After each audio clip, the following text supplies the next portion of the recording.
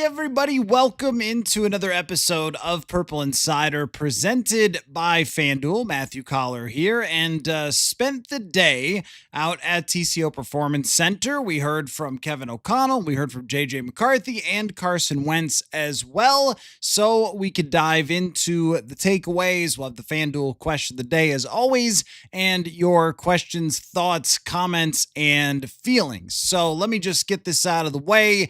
I think after hearing from JJ McCarthy, from Kevin O'Connell, and then the injury report comes out, and JJ McCarthy is limited, whereas Carson Wentz was a full participant, that as of this moment, it seems like things are leaning in the direction of JJ McCarthy not playing against the Philadelphia Eagles, because Kevin O'Connell has said that he doesn't want McCarthy to go back out there unless he is 100%. And JJ McCarthy said today that he is not 100%.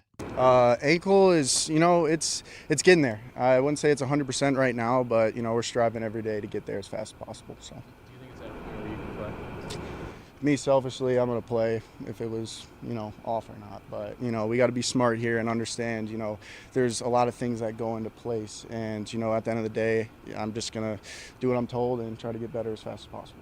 I mean, that comment right there does not exactly scream I'm playing on Sunday. Neither does a limited participation on the injury report. So, of course, this isn't 100%. It's not locked in. He could fully practice tomorrow and Friday and be ready to go. But it seems unlikely that with a limited amount of practice on any day. I mean, think about how many times Kevin O'Connell has gone up to the podium and talked about how McCarthy missed that one practice on the Thursday before the Atlanta game, and not having a full practice today would suggest to you that it is a lot less likely that he's going to be out there based on things that they've said before about needing him to be 100%. He confirms that he's not. Needing him to have the full week of practice. Doesn't get the full week of practice if he doesn't today. So if that seems to point toward Carson Wentz being the starting quarterback on Sunday. Now, that doesn't necessarily guarantee that he would start also next Thursday against the Chargers. I mean, because if McCarthy is practicing and getting back toward 100% health, yes, it is a short week game plan, but he could also start getting ahead on that game plan as the backup quarterback, or even potentially as inactive quarterback, and have Max Brosmer be the backup on Sunday. So it doesn't lock it in that Wentz is going to get the next two games. It certainly does make it a lot more possible or likely that it will be Carson Wentz against Philly and against the Chargers, which then opens the door to the quarterback question being asked again, maybe a couple of weeks down the road when the Vikings go to Ford Field to play against the Detroit Lions. Now, I just want to say once again,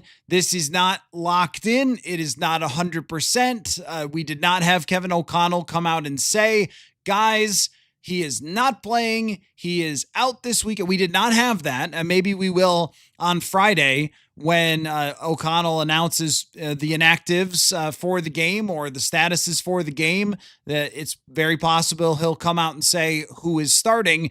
He also might take it up to game time. We don't really know. Haven't run into this situation too much in the O'Connell era. In fact, I can't think of any other time that we did run into this. When Jaren Hall took over for Nick Mullins, I believe he named Nick, there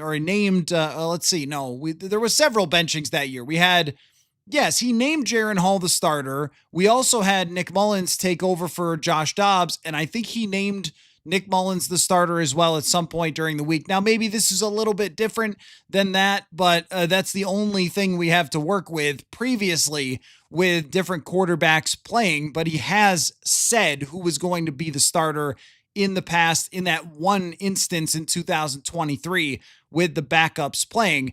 But if you want JJ McCarthy to have the best chance to succeed, putting him out there against a team like this with one of the best defensive coordinators in the NFL, some of the best players. I know that they have not been a perfect version of themselves, but some of the best players in the NFL on defense, with an ankle that's not 100%, with a week of practice that was not full participation, it just doesn't seem like a good idea, nor does it seem like it's something that would match up with anything that Kevin O'Connell has said previously. So for the sake of this conversation, let's talk about what it would mean if Carson Wentz starts these next two games against Philadelphia and against the Los Angeles Chargers. So your thoughts, reactions to that very real possibility now that McCarthy will not play this week. I'll give you my thoughts in a minute, but I want to give you a little more of what was said out at TCO Performance Center from JJ McCarthy, where he talked about having last week to break things down with Kevin O'Connell and Josh McCown. It was really awesome because, it was that kind of one-on-one quarterback training type session that you don't really get at this level. And especially with someone like, Coach O'Connell and Coach McCown, it was really, awesome to soak all that in and just get back to, the fundamentals. Everyone in this position and, other positions and other professions, they're always working on perfecting that part of their craft, the fundamentals, the basics. So it was just awesome to, get it back on the field and spin it, but get that wisdom and advice from those guys. Anything that you've taken away watching Carson the last few weeks, things that you gleaned that maybe opened your eyes about anything? For sure. I would say just, his you could tell by his experience with the anticipation into windows, with the quickness of when the ball's getting out of his hand, just little things that he does pre-snap that he's been, kind of telling me about. We're reading certain plays, seeing different leverages from certain, secondary defenders, and, just the timing of everything is something that I've been really impressed with and, took a lot from. So a lot of great detail there from JJ McCarthy about how Carson Wentz has played quarterback over the last couple weeks, and certainly against the Browns, we saw him get the ball out quickly. It was one of the fastest in the NFL. We've discussed that a lot, but McCarthy took notice there as well. And when we've listened to Kevin O'Connell talk about JJ McCarthy and breaking everything down to the fundamentals, the basics, as you just heard him discuss there, that to me sounds like it needs more time than just a bye week, one-on-one session with the coach and the QB coach, and then a couple days of practice. Because a week of practice leading into a game against an opponent like this, there's not that many plays to go around. There's not that many first team reps that the quarterback really gets. These weeks are short. And in the bye week, everybody else had the time off, and McCarthy was here working with O'Connell. And O'Connell talked about how rare that is that he actually gets to, as the head guy, spend time one-on-one with JJ McCarthy. But once you get into the week, if there was some sort of competition going on in practice where you're taking every other rep, you might get, 10 reps in a day or something like that. I mean, you can't have these super intense practices in the middle of an NFL season. You couldn't ask everybody else to do that. Hey guys, sorry, we need a QB competition between these two guys. So can everybody else just have like 100 reps in a 4-hour practice? There are rules. Like, you can't do it that way. And it also wouldn't make any sense to go into the week being banged up because you had a super physical or super intense practice. You really need to be closer to 100% health than farther away. So you have to kind of figure out early in the week what you're going to do. And this may have given the answer to them, which is, all right, if he can't practice in full, then Carson Wentz is taking the first team reps on a Wednesday. That's a very important practice. Thursday is the most important practice of the week. So we'll see about tomorrow if McCarthy takes full reps for the first time tomorrow. But that doesn't mean full first team reps. It might just mean full participation and actually being out there. But we didn't hear anything today from O'Connell or McCarthy or anybody else that would highly suggest McCarthy is back. That doesn't mean it's going to happen. That's a tea leaves type of situation. That's where we're at right now with the Vikings quarterback position, is just trying to read the tea leaves a little bit and say, all right, if he couldn't practice 100% on Wednesday, this is already something that's been discussed a lot about how he missed one practice the other week, and that threw him off. You need him to have the entire week as QB1, No messing around with, well, you get some reps. How do you look in practice? How's it? There's just not enough time. And if that means that you have to start Carson Wentz because of that, then you should start Carson Wentz because of that. Now, a question that's come up a lot, and O'Connell acknowledged that since you're only dealing with 1 or 2 games, one game specifically that we've really torn down and looked at every single part of, the Vikings game against Atlanta, who now looks like they have a pretty good defense, by the way, but right, we've just overanalyzed that game. But O'Connell talked about why he didn't feel like JJ McCarthy's footwork when it got into the actual game was the same from what we saw in training camp and in practice, where he had improved and improved throughout the summer to by the end of the year, the end of the summer, that is the end of training camp. I thought that he had improved immensely when it came to the timing, the footwork, the football coming out of his hands. And so O'Connell addressed why that might not have matched up in the actual game. Yeah, just does the footwork sort of go astray during games, or what happened where you had to sort of go back to some of the fundamental mechanics that you've seen done well in training camp? Yeah, I think live football and real reps of some of the things he did.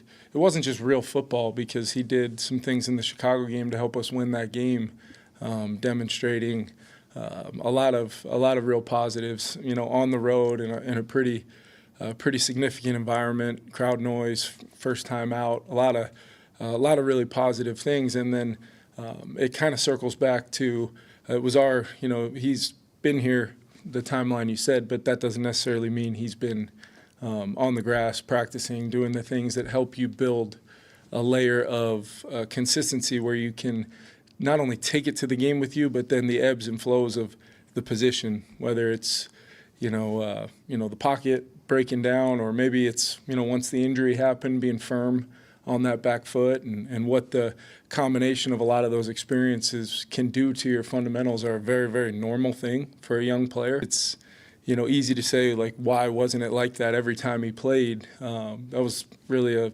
significant injury that he was playing through in that game. There was a lot of variables to that one performance that I know, because he hasn't been out there, we're taking a lot of looks at probably continuously, and I understand that, but there's a bigger picture to playing quarterback and how I view the position. So there, an insightful answer from Kevin O'Connell about just McCarthy and how things can get changed up quickly. And the reality is that in practice, no one can smack you in the face for real. They can touch you and yell sack, but they cannot actually rip you down to the ground. And we have seen superstar quarterbacks, many of them, be impacted negatively by pressure when it came to their fundamentals, their technique, their footwork. Look at last year's playoffs. We saw it from Patrick Mahomes in the Super Bowl. We saw it from Sam Darnold, CJ Stroud, Justin Herbert, a number of quarterbacks who were getting pressured consistently, and that happened with JJ McCarthy. I think that when it comes to the Atlanta game, we have way overanalyzed one game, and we could move on from just that one game. Chicago was much better earlier in the game for him than it was against Atlanta.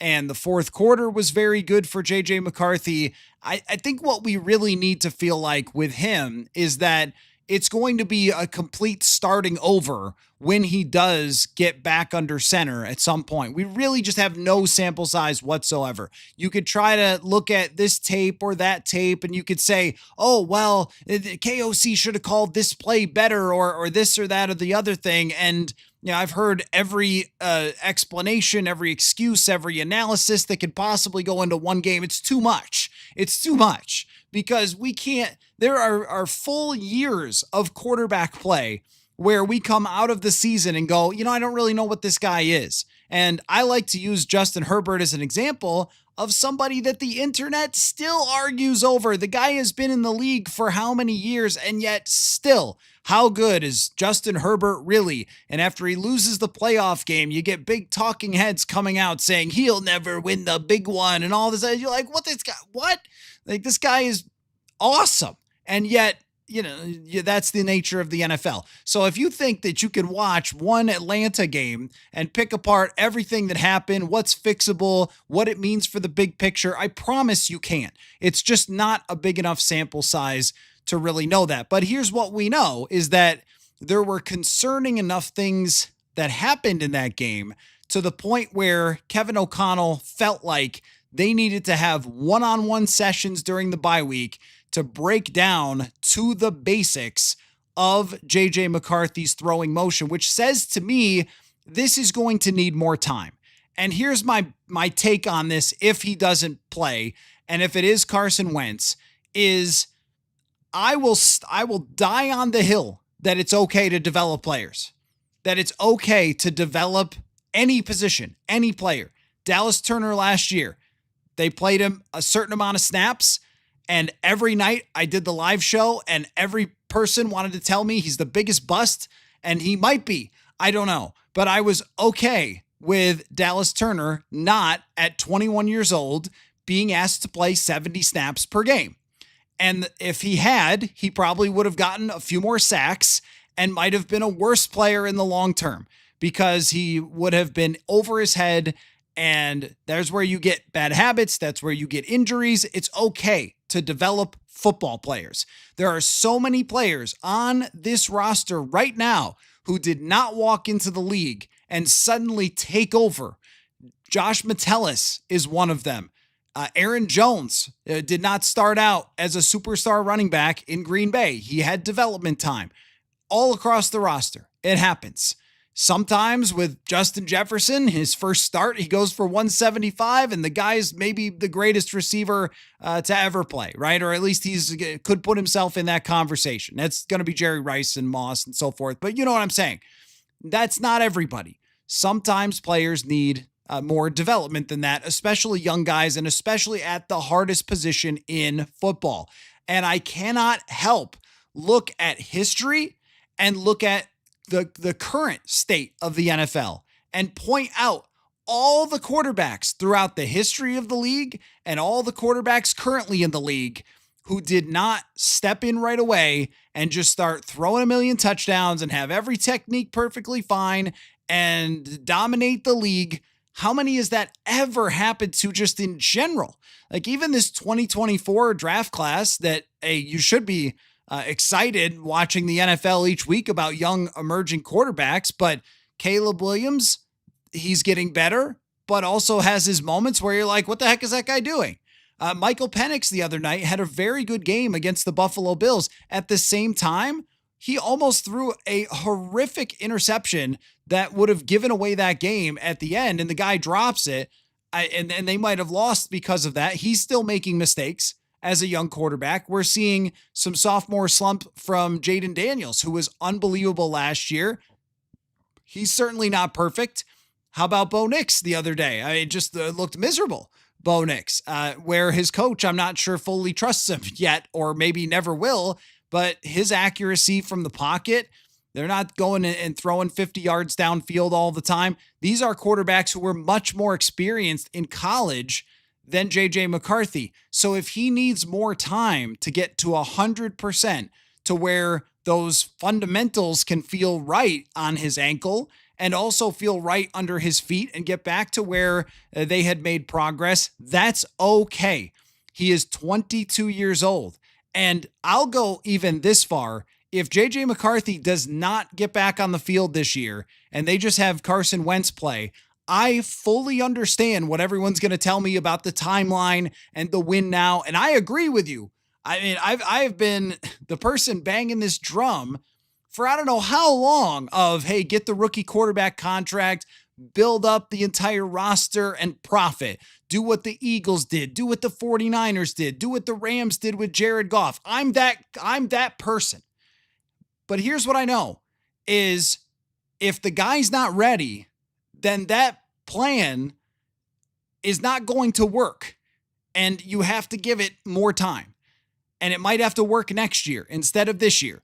When I look around, Jonathan Grenard, Justin Jefferson, Jordan Addison, Jordan Mason, anyone named Jordan really, Darisaw, Will Fries, Donovan Jackson. There's a lot of players here. Isaiah Rodgers has emerged. Byron Murphy is under contract. There's a lot of players here. Blake Cashman as well, who will still be on the team for next year. And if that's how it's got to go, that's the best for JJ McCarthy to have the best chance to succeed, then that's what they should do. And is that fun for everybody? Not so much. Is that as entertaining for everybody as you thought it was going to be? Not so much. But it's probably the right thing to do if that's what Kevin O'Connell and the staff decides is the best thing to do. And McCarthy's just going to have to fight through it, and he's going to have to work through it. Now, personally, I think he will play again this year. I wouldn't be surprised if the Vikings go 1-1 in the next two, or even lose the next two, and McCarthy is playing against the Detroit Lions in the beginning of November. I would not be surprised by that at all. I think that's a fairly likely thing. In fact, if they lost 35-0 on Sunday and they can't move the ball at all, and Wentz is lost out there, then or turns the ball over 5 times, then McCarthy might start on Thursday night. We don't know when it's going to happen. It could even still be Sunday. It's less likely after today, but it still could be Sunday. My point is that you can't be so laser focused on the timeline. Like, I get it. I am a timeline person. I think it's very important. I think that's the best thing this franchise has done, is understood their timeline. But you can't be so obsessed with, we must play him on the rookie deal tomorrow. We can't waste any more rookie deal days. And then send him out there and have him get hurt again because he's not seeing it, or his footwork isn't right, or the game's moving too fast for him and he needs more time to develop. So I am fully on board with whatever way they decide to handle this in terms of bringing him back tomorrow or bringing him back as part of a QB competition next year in training camp. If they think that's the best way to do it, then do it that best way.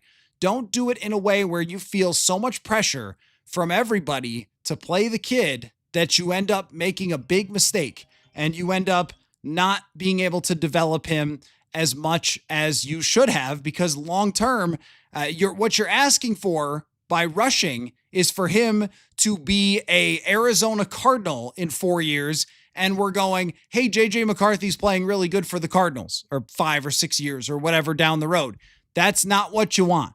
If you're the Carolina Panthers who had Baker Mayfield and Sam Darnold, or you're the Jets, or you're the Browns. I mean, my God, the Browns. If you're the Browns and you're watching Baker Mayfield, you got to be like, really? And I know some of that was him and some immaturity and some franchise dysfunction and everything else, but there's also the element of not putting guys in the right positions to succeed and then bailing when they don't have success. It's not a good model. So however long this takes is fine, because you need that to work. And if it takes longer for it to work, then that's the best approach to it.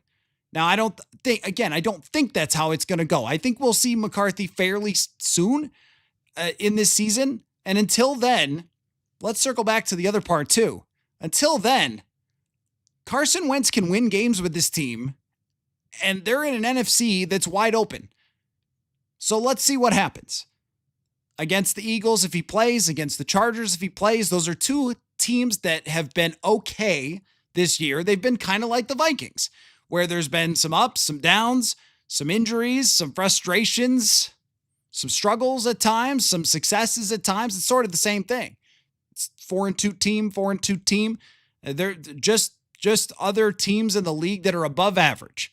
That's what these next two opponents are. And if he wins and if he plays well, then continue to play Carson Wentz and win and try to make the playoffs and go forward and let JJ McCarthy learn from Carson Wentz. You already heard earlier when I played the clip about how much he's been taking away from Wentz. And it sounds to me like, I'm not in there, but it sounds like from the way that they've talked is that Wentz is a tremendous influence to help JJ McCarthy learn how to really be an NFL quarterback in this system. So that's my opinion. I mean, I'm sure that there will be some differing thoughts and feelings, and we'll get to them in just a second. But my feeling is, however long this takes to get him back into the best position possible to succeed when he starts again is the right way to go. We cannot have this microscope type of view. It needs to be a much broader view of McCarthy's career as a whole, and planning to have him for a very long time, not planning to just make sure you play him in his rookie quarterback deal. And I know that people will say, well, we need to find out. I mean, yeah, I get where you're coming from, but if you rush him, all you're going to find out is that he's not ready, and then he's going to end up back on the bench or back on, injured reserve or something. So that's my feeling as of right now, and we'll see if we ultimately get an announcement from Kevin O'Connell later in the week. FanDuel question of the day, by the way, then we'll get to your questions, thoughts, and feelings. The Vikings are plus 950 right now to win the NFC North. Green Bay is minus 105. Detroit is plus 106. What do you need to see from this team in order to believe in the next 2 games that they can win this division? That is the thought. Grandel says time to quit watching until next season. Well, I have to say that I have felt that from a lot of you guys over the last couple of weeks. The numbers certainly reflect it. And it's a little odd to me. I got to say, it's a little odd how, and I felt this last year, how the fan base has essentially not wanted to even engage with the Minnesota Vikings if JJ McCarthy is not the quarterback. I gotta tell you, that's a little bit on the surprising side to me. I mean, you give your heart and soul to this team for so long, and they're pretty good now that they're going to be healthy. At least they can be in the discussion, and McCarthy could still very much play. But there's been a lot of I just refuse to pay attention to this team if it's not JJ McCarthy. I mean, I guess you're going to have to check back in a while. I mean, someone's going to have to explain that to me, because that's a fan mentality thing that I can't really connect with. I mean, this is, what I do 24/7. So I love every detail. I was going to go over the injury report more about every game. I love every matchup and how it all plays out. So it always seems strange to me, but I felt that last year. I mean, after the Jaguars game, the numbers reflected it for me. After the Jaguars game, Vikings fans gave up on Sam Darnold, which was crazy to me, because you were in the middle of a season with a winning record. And yet I think once folks with this fan base feel like you can't win the Super Bowl, then you just we're out, which this year might not be the best year to do that, because when you look around the NFC, there's a lot of flawed teams. But I'm not trying to tell you Carson Wentz is going to win the Super Bowl. I'm just saying that, I mean, you never know what can happen. Nick Foles won the Super Bowl at US Bank Stadium. So that's why we watch. That's why we cover it, is because you never know what's going to happen. But maybe you'll have to, in the comments, try to break that one down for me, because that mentality, I just do not understand. Let me circle back and get to your comments here. Let's see. Weebs says, stop covering for KOC and JJ. Stop making excuses for JJ not to play. Well, look, I mean, if his ankle is not 100% to practice, it's making excuses. There's no excuse. I mean, if he can't fully practice, he can't start for the Minnesota Vikings against the Philadelphia Eagles. You just can't do that. I mean, you wouldn't want too many guys to start on an injured high ankle sprain if it wasn't healed in the regular season anyway. You would not want that necessarily to happen. If it wasn't responding very well and you had a good backup quarterback with a winning record or something, a lot of teams would want to sit their starting quarterback even with that. Now, maybe if it's Mahomes and it's the AFC Championship, you're going to force the guy out there. But if you're in a position where your starting quarterback has won 2 out of the last 3 games, and the only one they lost was against a good team by 3 points. I know it was uglier than that, but they lost by 3 points and had the ball with a chance to win the game with a minute left.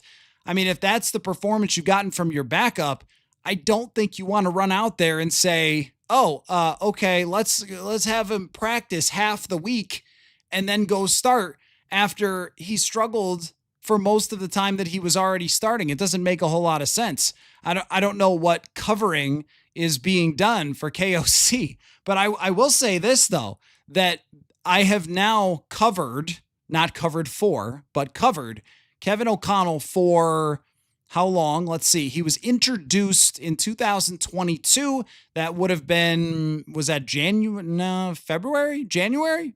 February? I think it was, he won the Super Bowl. So February of 2022. So we're going on 3 years here plus of being around Kevin O'Connell every day. The owners' meetings, the training camps, the combines, all those things. I have heard this man talk many, many, many times. And you know what I've come away with is that I think he knows quarterback play. I know, shocking, right? Shocking stuff, amazing insight. But I think that he not only understands quarterback play, but analyzes it at a bigger level and a level of detail. And this isn't just coming from me. Daniel Jones said this in an interview like a couple of days ago. But he understands it at a level of nuance that is beyond anybody I've ever been around before. And I also think that he understands quarterback play through the lens of his own career, that he never felt like he was developed properly. He's also been in places where they rushed quarterbacks in when they weren't ready. Washington, Dwayne Haskins, Cleveland, Johnny Manziel. I mean, he's been in those places. He's been in those positions. I think that the first thing Kevin O'Connell thinks about when he wakes up is quarterback play and developing quarterbacks. And the last thing before he goes to bed is quarterback play. And I think of all people on planet Earth in the football world, when it comes to this position, you would put him up there against just about anybody. And I don't think it's a crazy thought or take to say, you know what, when he feels like McCarthy's ready to go, physically, mentally, technically, then he'll put him in, and that will probably be the right time to do it. And if that's not till much later in the season, then that's not till much later in the season. But I understand where he's coming from when he said earlier this week, I want him to be 100% because his mobility is a big part of his game. And then if you're talking about driving off the foot that's injured, okay, if you're Sam Darnold last year who was playing with an injured leg or foot or whatever it was after Danielle Hunter landed on him, okay, well, you're Sam Darnold, your arm is made of gold and you're 27. It's a little bit different when you're McCarthy and you're still trying to get this stuff down, the fundamentals and the techniques, you're still getting it down, but you're supposed to go out there and play with a foot that's not 100% underneath you. It just doesn't make a whole lot of sense. So if he's out for much longer because they want him at 100%, they want him to prove it in practice, they want him to get reps with the scout team, then that's okay. And I know everyone wants to rush this, and I know I am aware that this is not a popular opinion. I mean, I think that most of you would rather have me pounding this table, screaming that KOC has no idea what he's doing and he has to play McCarthy, or I'm going to jump off of the top of TCO Performance Center, but I'm just not going to say that because I don't believe that. I've just watched too much NFL films to think that you should just put every young quarterback out there. There's way too many guys through historically who needed more development, and it ended up working out for them. So I think that whatever he decides to do with the timing of this, I'll probably be on the side of.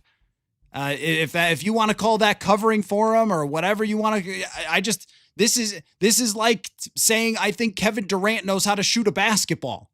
Like that's the level that we're talking about here of knowledge of this, of not only just how to do it, but also the person, the player. He's been around him every day since McCarthy got here.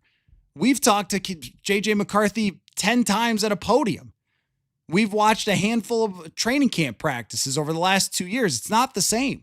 So I'm a pro development. I'm pro taking your time with a quarterback to make sure that he is ready to go. And you might say, well, you can't baby him. You can't hide him away forever. Okay, but Jordan Love spent 3 years waiting, came out, made the playoffs, was a drive away from making the NFC Championship in his first year. There's so many examples, but that's a pretty good one of a guy who had to rebuild a lot of his mechanics. Go watch Jordan Love play in college. It's a mess. It's a mess mechanically. And when he first came out, look at him play in preseason. Look at his first start against Kansas City in 2022. It wasn't good. So I think that this is not the worst result that you can end up having.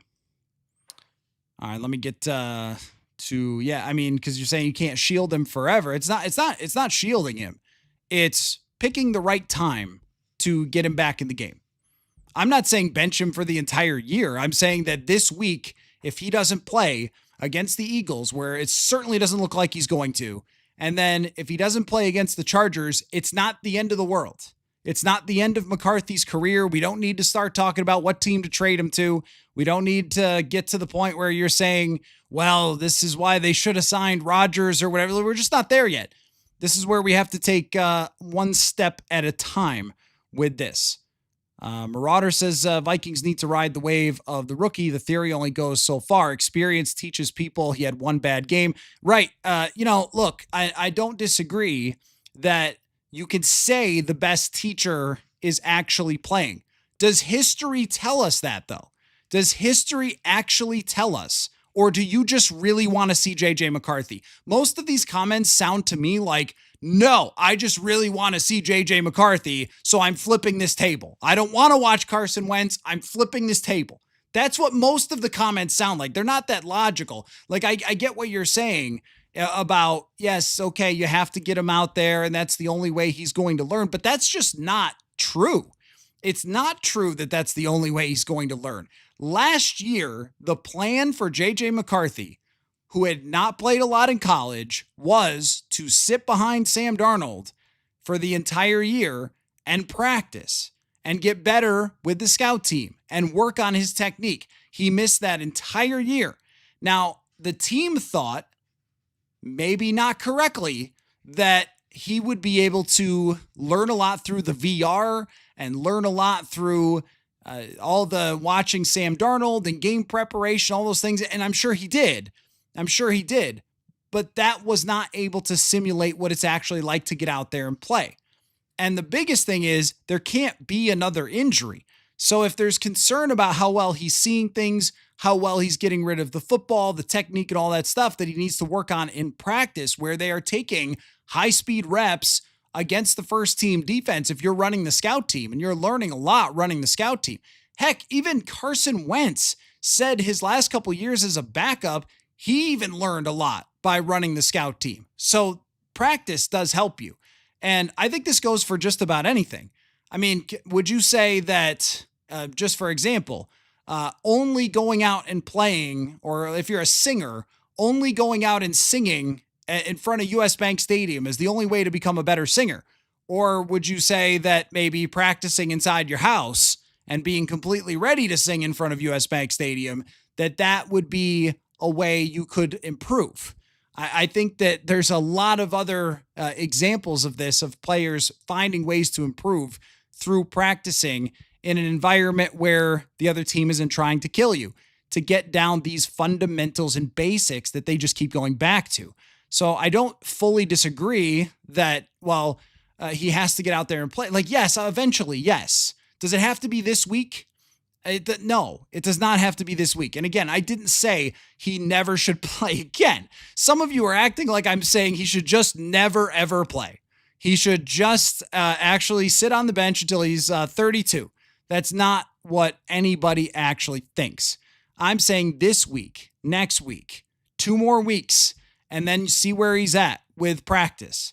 Then you get a longer week leading up to the game against the Detroit Lions, and you've got a chance to reassess. If you lose the next 2 games and he looks good in practice, then it's an easy choice.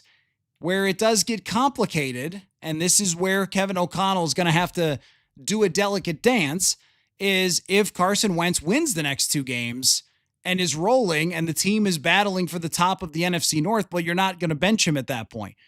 And then maybe you go until the wheels come off. But I mean, it's just, to me, it's just a thing that might take more time than anybody thought it would or wanted it to, because it's not as simple as, well, he looked good in training camp, so he must be fine, and I want him to play really, really badly.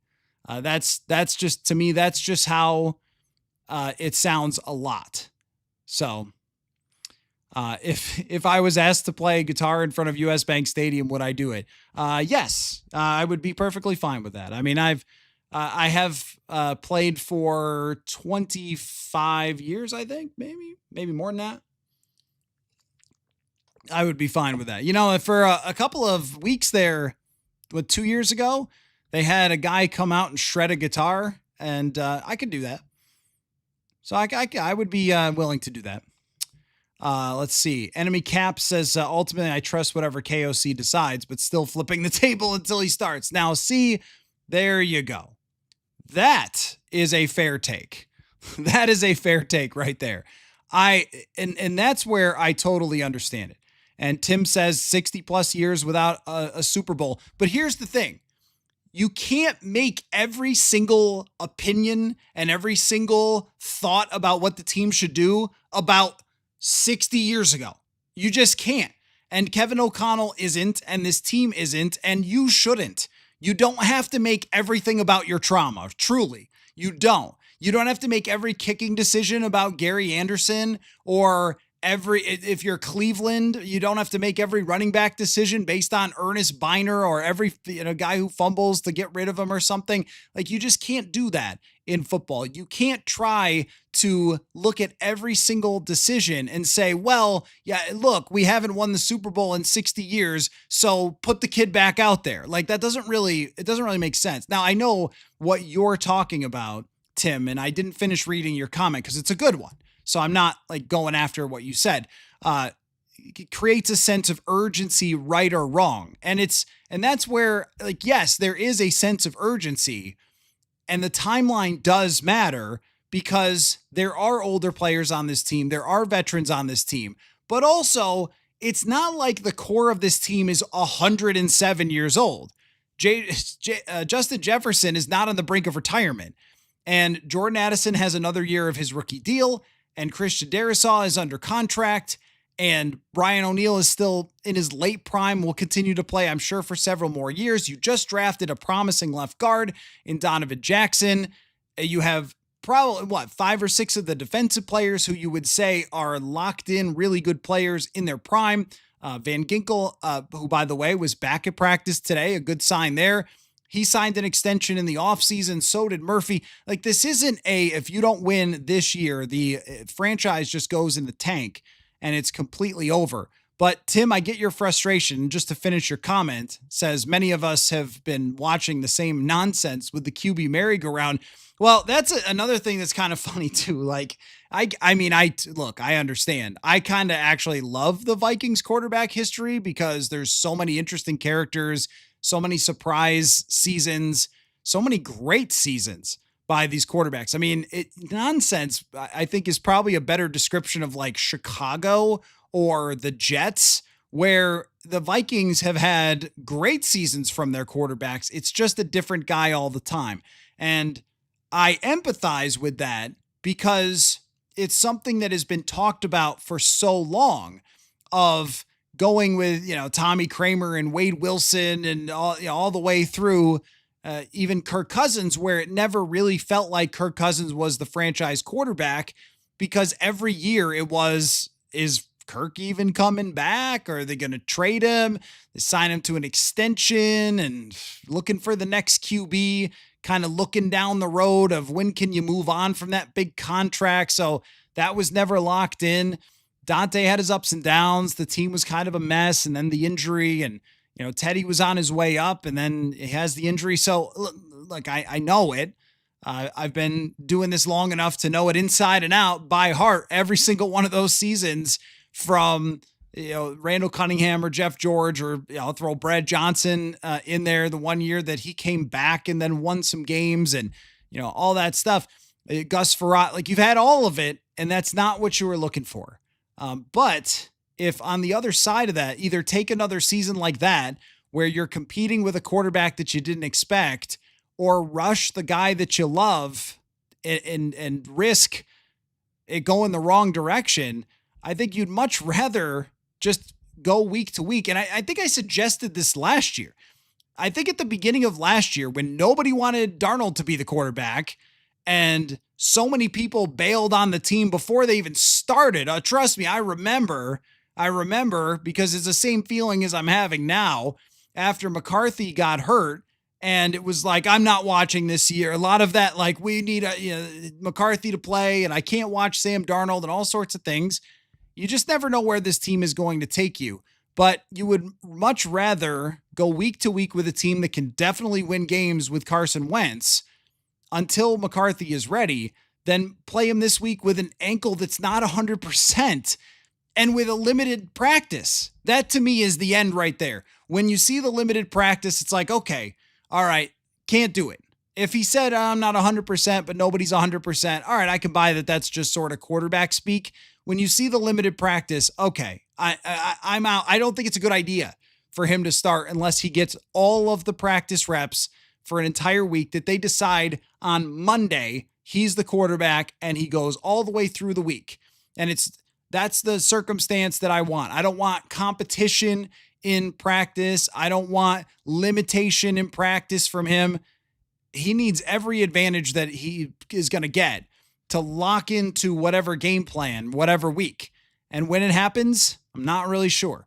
But I do think that, Tim really hit it on the head, that there is this urgency type of thing here with, the way that fans have looked at this situation that just doesn't match up with the best possible option for handling JJ McCarthy's situation.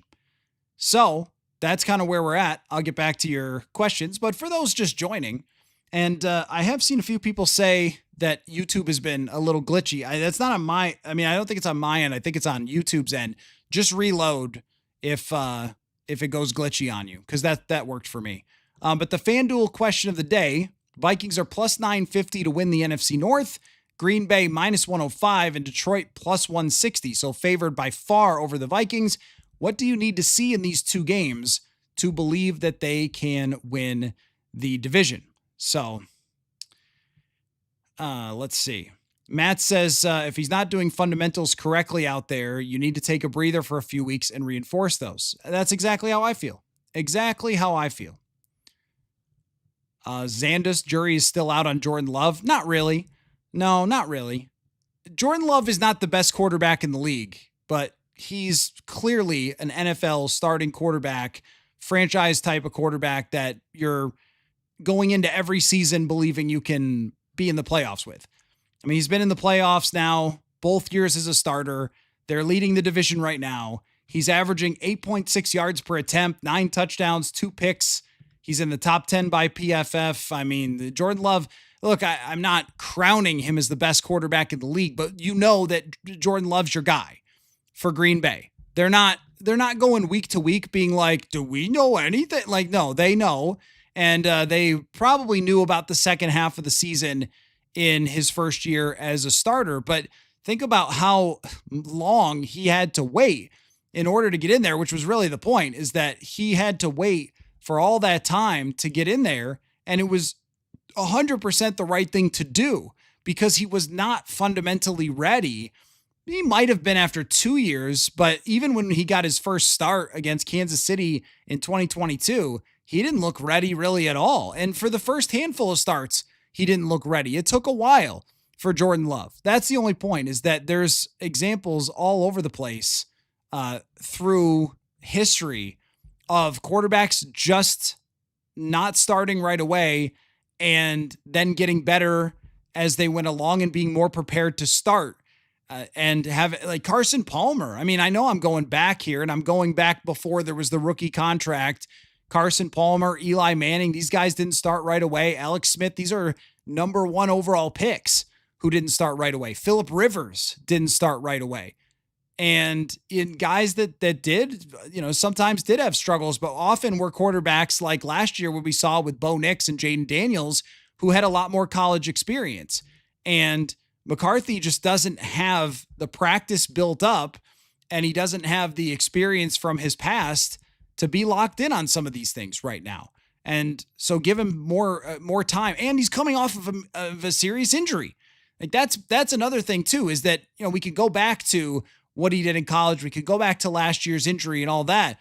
But even just any player who's coming off of a 3-week absence where they couldn't throw a football in practice, it's hard to throw them right back out there. It's not an outside linebacker. Trona guy says, if McCarthy doesn't develop, does KOC get fired? Like this year? No. I have said this before, that when you reach a certain level of coaching, and I know hasn't won any playoff games, I was there at both of them, but when you reach a certain level, what Mike Tomlin is at, I know he's got a Super Bowl, but even recently, everyone wanted Mike Tomlin fired for getting his mediocre teams to the playoffs, or Kyle Shanahan or Sean McVay or Matt LaFleur. Like, there's really good quarterbacks that you're just going to stick with through thick and thin. And I think that the pressure would certainly mount, but we are a far, far away. And this is a very important point too about JJ McCarthy, is I don't think that we should even be talking about the B word. Oh, he's a bust. What I'm talking about is the D word, which is development. I'm talking about the best way to develop. What I've seen from McCarthy in training camp and in practice and preseason and leading up to this, and even the fourth quarter in Chicago, was there's potential in JJ McCarthy, but it's also very raw potential at this moment.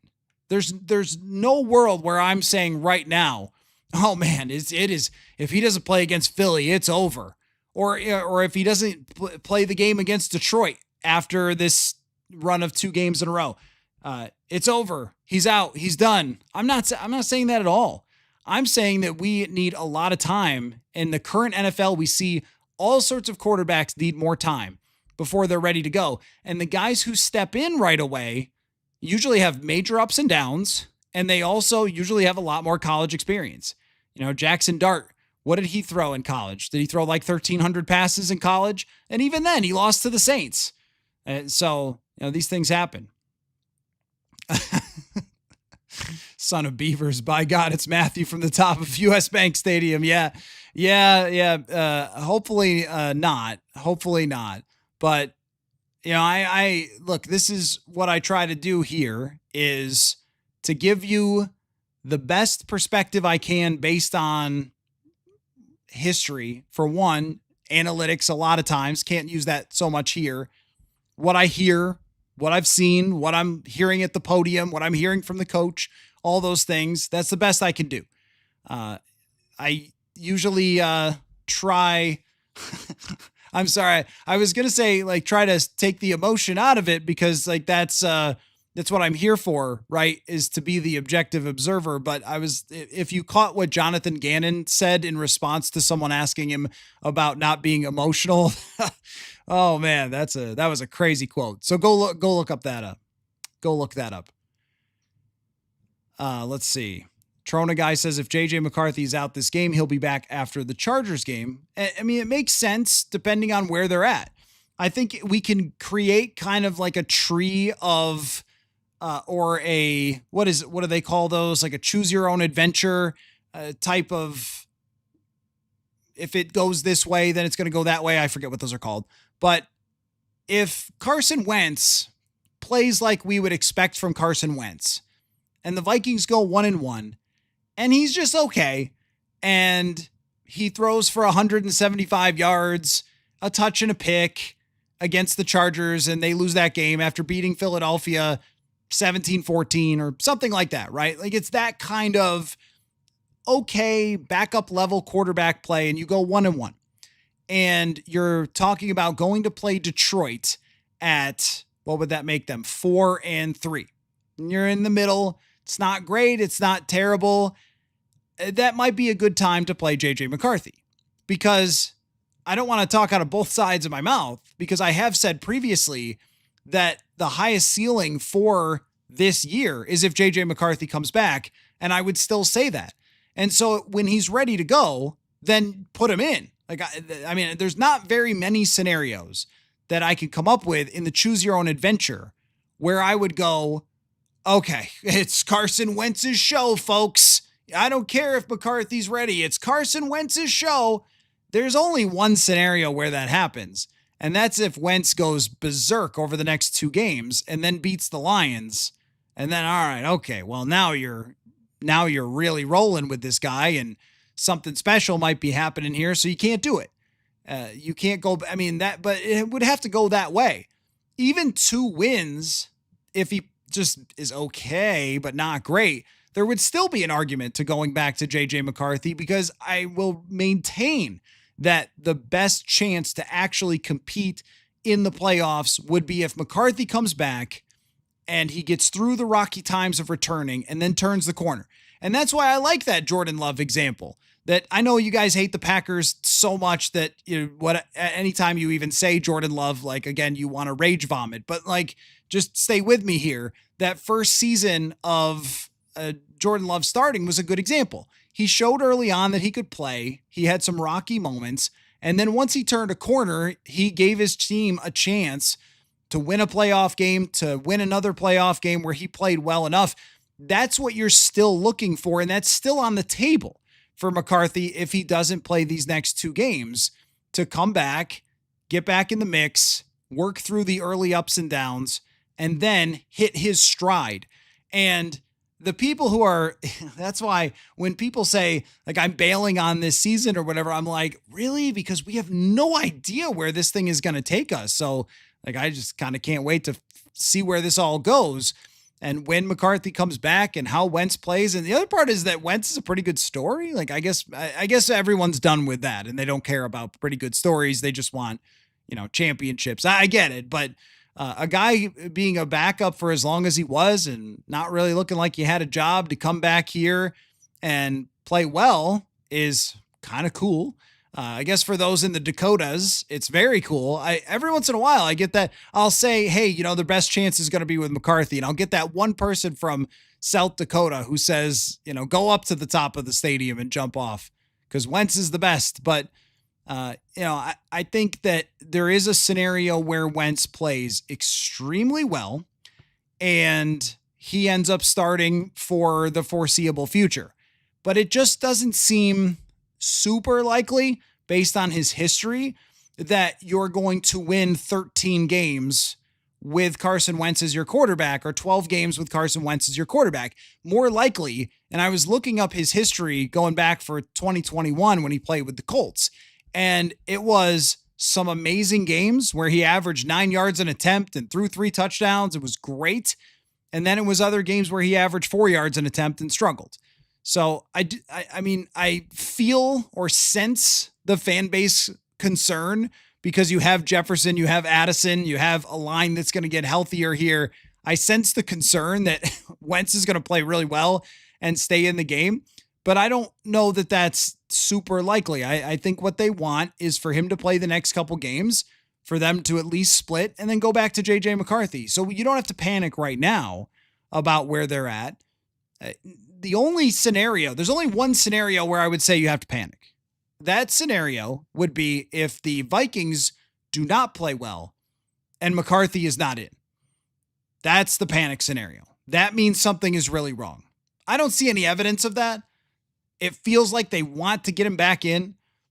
They want to find out as much as you do. They also think he's good.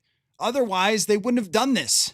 And as much as I've scrutinized the Atlanta game, right after the Atlanta game, I said, well, yeah, I still think he'll be fine. I think I still said I thought they would win 11 games after that.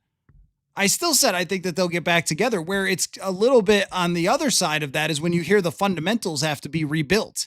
That's where, or locked back in, whatever way you want to put it. That's where you start to raise an eyebrow. But I still feel that after what we saw from 2 games, that there's plenty of reason to think that McCarthy can still come back in at some point this season and get going. My main point is don't do it until he's ready.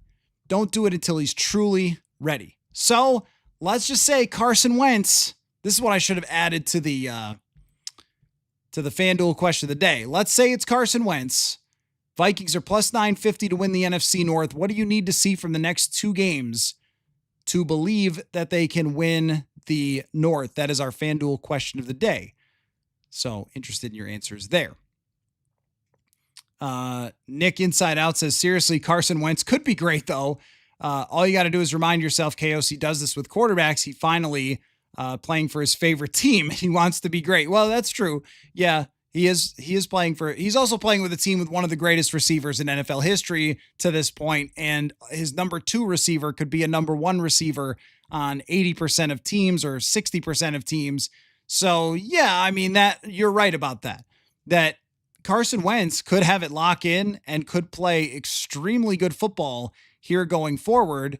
And to me, all that would do, let's say they win the next two. Let's say they win the next two and he's great. Well, then you're not sitting him against Detroit. All that does is say, all right, ride this until the wheels come off. And then once that happens, because it probably will, like once he struggles, then you've got McCarthy ready to go. But even if McCarthy's starting experience gets pushed back, like think about Michael Penix. This is something I might have to just say, hey, I was wrong about this when it comes to calling JJ McCarthy a rookie.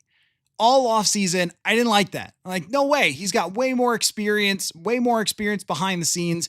But if we just put him in the he's a rookie type of mindset and treat it that way. Last year, Michael Penix played when? His last 4 games? He came in, he looked comfortable, he played well, he gave Atlanta a chance to win games, and he was much more ready than he would have been if they had put him in early in the season. And then they went into this year feeling great about him. If that's what happens, where Wentz plays them through this next section and he's really good, but then the wheels start to come off, so they go to McCarthy and have him try to save the season at the end, whether it works or not. Who knows? If it actually works, that would be great. If it doesn't, let's say he plays the final 4 games and that's just how it ends up working out. Well, you got some games there. You've got some division games that are pretty tough, but at home. So let's say that he plays those and it looks good and it's clicking and maybe they go 9-8 and miss the playoffs or something. You would still feel good about where he ended up going into next year. Or maybe you make the playoffs because he's in a good spot. There's just 50 different ways that this could go at this point. Sean says, I know quarterback drives the conversation, but can we stop talking about what ifs with JJ and hear more about the gentle giant of a left guard chances on Sunday? Yeah, Sean. Well, Donovan Jackson was limited today, so I don't think that is great. Yeah, okay, I'll run through the and if you have questions about other stuff, absolutely, I'm ready for that. Maybe we should do that. There is an hour of JJ McCarthy, Carson Wentz. Let's get some other stuff going. Look, if Wentz is starting, let's go on that assumption. From now on, I'm gonna give you another hour here.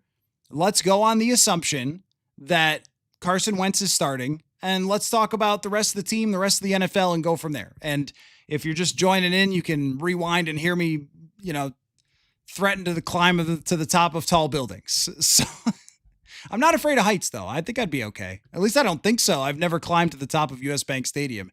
It's very big. What was the question? About Donovan Jackson. Yeah, let me go through the entire injury report here. So Donovan Jackson was limited today, which doesn't necessarily mean that he won't play.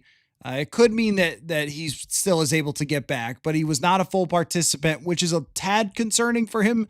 But Thursday and Friday will tell us a little bit more. The good news was that Andrew Van Ginkel was limited and was not out.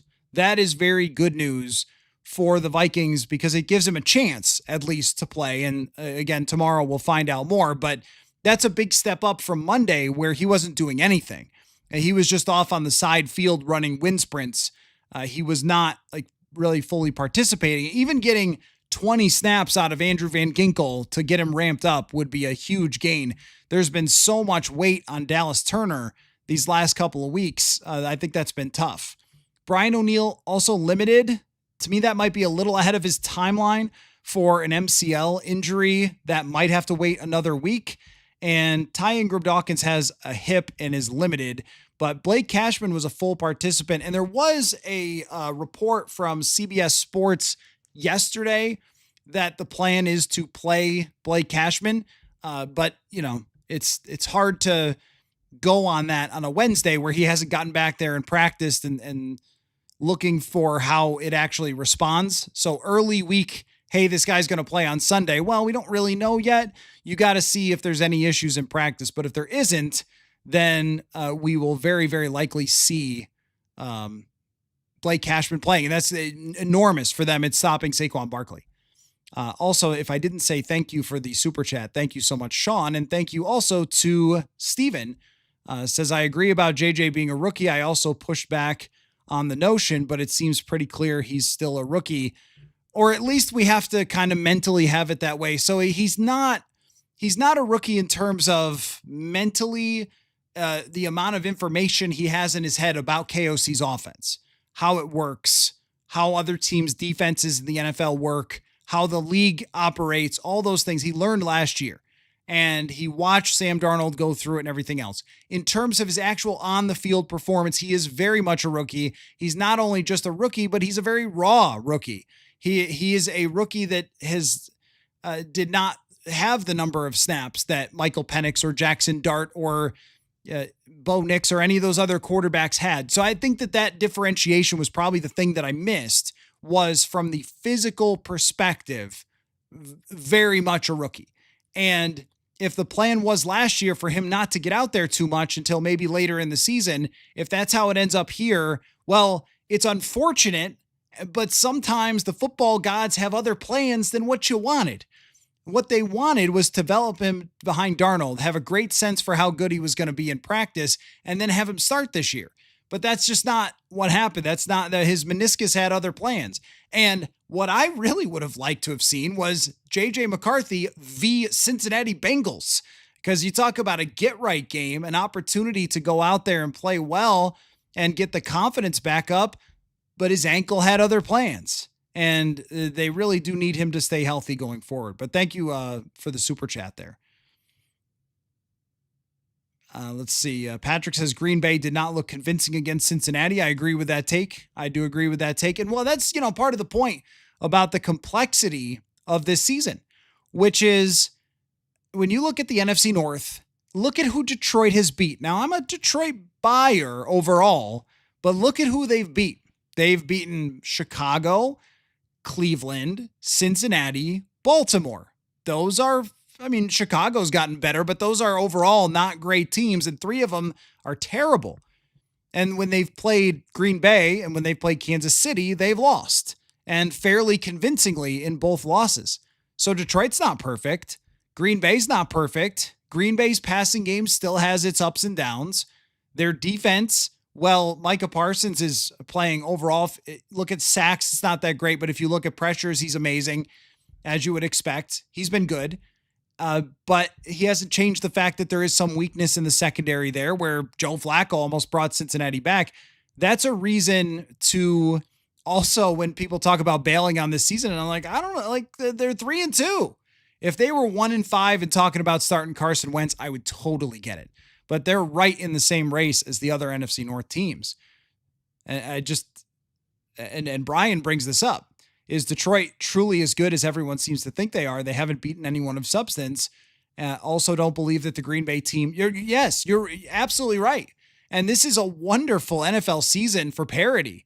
I thought last year was miserable because you turn on games and be like, okay, this team has no chance. And there's really only, 2 teams that are like that this year, the Jets and the Titans.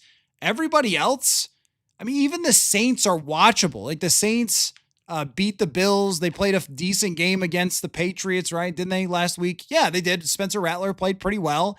And they've been in games. They beat the Giants. Like even a bad team has sort of been in games, where last year it just felt like certain teams had no chance at all. But that also means that the door is open for pretty much anything to happen with the Vikings. They are one of, I think, the strongest defenses in the NFL, have some of the best weapons. Like they've got the goods to be right in that discussion.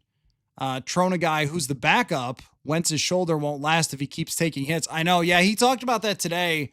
He kind of said, like, I tell myself I'm supposed to slide, but then I just don't. And that's not what you wanted to hear, I think, from Carson Wentz. You wanted to hear, yes, I will be sliding. But if you were his size, and I wish I could get you like a cardboard cutout to show you how big Carson Wentz is. This man is enormous. You probably would not back down to anybody either if you were this guy's size. So I get it. But to your point, that will be an interesting decision, whether McCarthy is the backup or if he's inactive, assuming that this doesn't change completely from where I think it's going. And is it Max Brosmer? I'm going to tell you, man, I think they feel great about Max Brosmer. I really do. about what he's shown them against the practice squad, about what he showed them in preseason, about what he showed them in training camp, mini camp, OTAs, behind the scenes. I think they love that guy. And I would never count anything out when it comes to the NFL. Not in a league that produced Kurt Warner and Brock Purdy. I would never count anything out. The way that Brosmer sees the game and throws the football accurately and processes really quickly, throws with anticipation. I mean, we saw that in minicamp. We were like, wait, is this really happening? And the answer was yes, it really is happening. And then we asked Wes Phillips about it this week, and Wes just raves about this guy, and it matches up with everything we've seen. So I wouldn't be shocked if they feel like Brosmer at 100% health would be the better backup than JJ McCarthy. And to tell you the truth, I mean, technically speaking, he's probably farther along. He's played way more football. He probably is farther along than McCarthy. He's thrown a lot more passes in real games. Rob says, looking like Jalen Carter, Landon Dickerson will be back, possibly Quinyon Mitchell. Right, on the injury report, Jalen Carter was a full participant, which would mean very likely to play. Quinyon Mitchell was limited, Dickerson was limited, so I guess we'll see on both of those, but not really. Well, this is another point about playing Wentz instead of McCarthy, right? Jalen Carter, if Jackson's not out there and he's still a rookie and Blake Brandel is your center, and I like as much as anybody else how Brandel played, really, really liked it. Respect the heck out of it. Jalen Carter is all universe at football. That means pressure up the middle. It's not what you want when a guy's trying to get his footwork down. Because to me, pressure up the middle is the best for throwing off a quarterback, for his timing and all that stuff. So that would be pretty scary. Let's see.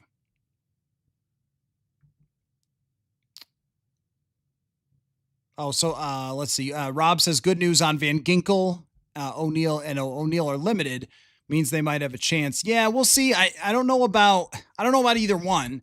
The one O'Neal, is going to try as hard as he can to play. I think he's played through some really crazy stuff before, and I'm not sure that they want to rush him out there because you need him for the long term. And if there's a team to play him against, it's actually Philadelphia. Their interior is phenomenal with Jordan Davis and Jalen Carter, but their outside rushing is bad. Without Zadarius Smith, without Nolan Smith, they're not in a good place for outside rushing.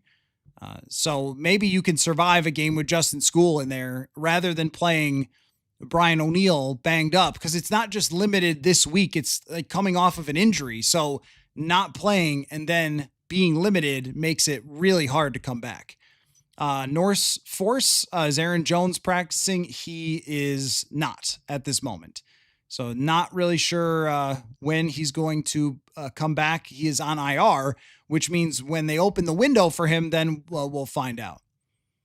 Marauder says 21 teams with 3 or more wins, no sellers at the deadline, will be a weird year. Yeah, I mean, the way that the next couple weeks go will strongly impact that. I was actually looking at this. If you don't mind, give me a second and I'll pull it up, because I was looking at this 2 days ago about a list of ESPN potential trade targets and was thinking about this for the Vikings. So ESPN did an article by Adam Schefter where he listed probably 25, 30 players. Some of them were at positions that the Vikings just wouldn't go after, but there are some that are kind of interesting. And the position that's kind of at least somewhat intriguing to me, there's 2 positions that I could see the Vikings having some interest in throwing a draft pick, and it'll all depend on what they do in these next 2 games. If they win both games and they are sitting there at 5-2, then hey, trade deadline, unless I'm missing the timing of the trade deadline. It must be after that, right? They moved it back. They keep messing with that. But how the next, at least this game and maybe beyond goes will impact that. But I could see them looking at corners, and I could actually see them looking at an edge rusher potentially, because they do have a lack of depth there without Andrew Van Ginkel. But even if Van Ginkel is in, you're still really talking about 3 guys. And they've elevated Gabe Murphy. They've used Bo Richter a little bit. But when you look at some of the names, Arden Key from Tennessee is an intriguing one. Jalen Phillips from Miami. That would probably take a lot. But even Anthony Jennings from New England. They would have seen him in the joint practices, could be a rotational player. I think it would be nice for them to have another rotational player. Corner is the other one where Tennessee, Roger McCreary, Seattle, Reek Woolen. I don't know if Seattle would trade Reek Woolen to the Vikings knowing they're going to play against each other. The one that I thought that would be a really cool legacy play would be to get Cam Jordan because he's Steve Jordan's son. And then a real reach for me, I wrote it down anyway, a real reach would be Breece Hall. Because, hey, look, you've got Jordan Mason and that's great. But if Aaron Jones is going to be out a really long time, would you maybe be interested in getting another running back? I really love the way that Xavier Scott has played, but he's kind of play wide receiver a little, play in the backfield that you mix in, you use on third downs.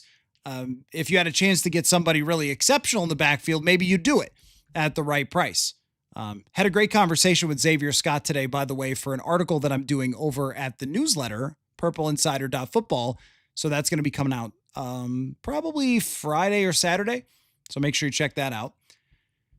Let's see. Reminder about that FanDuel question of the day. Vikings plus 950 to win the NFC North. What do you need to see from them the next 2 games to be convinced that they can still have a chance to win the NFC North? But I think, Marauder, you make a good point that overall, so many teams are going to feel like they're competitive that there isn't going to be a lot of tanking. It's going to be 4 or 5 teams that are selling. And, other than that, everybody's going to say, hey, we're right in that. So yeah, Trona guy saying any trade possibilities. I mean, I think that there are because we've seen this team do that before where we've seen them make plenty of trades. What is, I'm going to look up the deadline date. What is the deadline date? Tuesday, November 4th. So yeah, they'll have both games look, if they're sitting there at 5-2, make phone calls because you're right in the mix, regardless of whether it's Wentz or McCarthy or what your quarterback situation is. If you're 5-2 and you're going to play the Detroit Lions and you've got a chance to have a really good season still, no matter what happens at QB, you should be looking to do everything you can to improve. Steven says we can't be trading for anyone. We need draft capital next year because of our cap situation. We need as much cheap talent as we can get. So I don't disagree with that, but sometimes some of these trades just end up being like pick swaps, late round. And yes, you need more cheap talent, but they've also found some guys that are that too. Like Jalen Redmond, like Xavier Scott, who I mentioned. They found some guys there, but overall, yeah, I'm not saying like, hey, sell the farm, sell all the 2nd and 3rd round picks. But if you're telling me, hey, they can get one more corner to take the Okuda spot where they can actually play in nickel because they really haven't been putting him on the field, or if they have an injury to one of those positions and hey, you can make this trade and get somebody that is going to be a difference maker and you're 5-2, then I say absolutely do it. Brian, Max watch has begun. Yeah, well, look, he got in the game against the Browns. He had to come in for a minute there. I would be very interested to see him play because I think that he's had so much development over his life with playing, what did he play, 6 years in college and then got a lot of reps in the preseason. I think that he could go in there and play and be fine and deliver the ball on time and be accurate. I think can he be a superstar? Like, I don't know, but I think he could play. I would not be terrified if Max Brosmer had to play. John says, I like where the Vikings are at. I do believe they will improve as the season goes along. Well, just like looking at that injury report, if you get Jackson back, if you get O'Neal back, even going 4 for 5 on the offensive line, let's say that they don't get O'Neal back by the game against Philly, but they get him back against the Chargers. If you're 4 for 5 on the offensive line, you have Addison back now, and then Van Ginkel, like, hey, look, it's the Vikings. It's the team we expected. Because, gosh, they just have not been that team. They have not been the team that we watched in preseason because everyone got hurt, or in training camp because everyone got hurt. The team that we were walking off the practice field going, this team looks like it's pretty darn good. We just haven't seen it. We've seen like 60% of it so far. Mama says, could Brosmer win a quarterback competition next offseason? Would he even be considered? So it's a little far down the road there, I think, when we're talking about that. But I mean, just to go there because you asked, if you think about just how these things have worked with young quarterbacks, Anthony Richardson or Trey Lance, like guys who didn't have a lot of experience and it didn't go well, that is what usually ends up happening, is that there's a quarterback competition after year 2. And if, let's say, JJ McCarthy gets in, struggles, finishes the season, they go 8-9, 7-10, and it's just not great from McCarthy, then I think next year that they would go into the offseason with a wide open competition with 3 quarterbacks.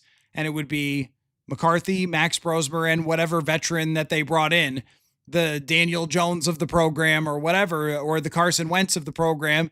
Maybe you would consider bringing back Wentz if it went really bad, but I don't know how high the ceiling is on that, but you'd be looking for somebody else. I mean, Mac Jones would make a lot of sense.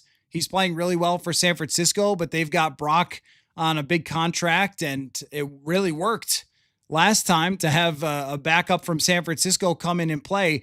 So I think you might just try to create a wide open competition and see if Max Brosmer wins it. And he should get every bit of an opportunity based on what he showed in the offseason. So I think he would get consideration. The way they've talked about him is that they have just raved about him.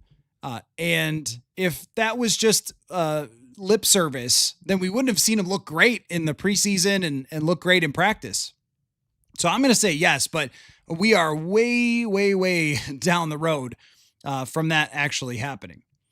Eric, is it possible inside TCO they think higher of Brosmer than McCarthy? Well, I mean, they drafted McCarthy 10th overall, started him as QB1, didn't have any real competition, turned down Sam Darnold, turned down Aaron Rodgers, didn't tell Daniel Jones he would be QB1. Like, there's a lot of evidence to suggest that they very much want JJ McCarthy to succeed and to be their franchise quarterback. Like, let's not lose total forest through the trees, but as far as a guy coming in as an undrafted free agent and playing and acting the way that he did, because that matters a lot with Brosmer, like his knowledge, his professionalism.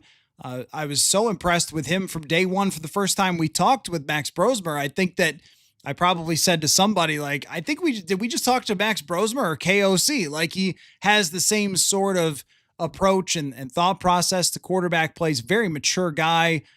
So I mean, I think that they love that about him. That doesn't mean that they want him or favor him at this moment over JJ McCarthy. Otherwise, we'd be having the conversation about Brosmer starting over Carson Wentz and who is taking those reps. But I'm sure inside that building, they love what they see. So someday down the road, if that were to happen, it wouldn't be the craziest thing in NFL history. But Brosmer is just so much older. He's so much farther along. I mean, that's where we talk about the ceiling. The reason you talk about the ceiling is because McCarthy is so young in his career that he can develop and get to the point where he is a franchise quarterback, where someone like Brosmer is just less likely based on being undrafted. It's certainly not impossible, and I would never say that. And I think someday that guy will have a season where he's starting games for somebody. I don't know why Kelly Holcomb comes to mind for me when I see him, but Holcomb was like very tough and smart and worked super hard. And he's got an entire chapter in Bruce Arians' book about just how much he loved coaching him. And it sort of reminds me of the way KOC talks about Brosmer. But there's limitations physically that are just realities of the NFL. So you're looking for the guy with the arm, the guy with the legit speed like JJ McCarthy to make a difference as a runner. That's clearly required in the NFL today. So I do get the sense that they are very, very high on Brosmer, but you kind of have to be realistic about like how much different the age is there. And by the time McCarthy is 24, he's probably going to understand a lot of the things about the NFL that, Brosmer got quicker.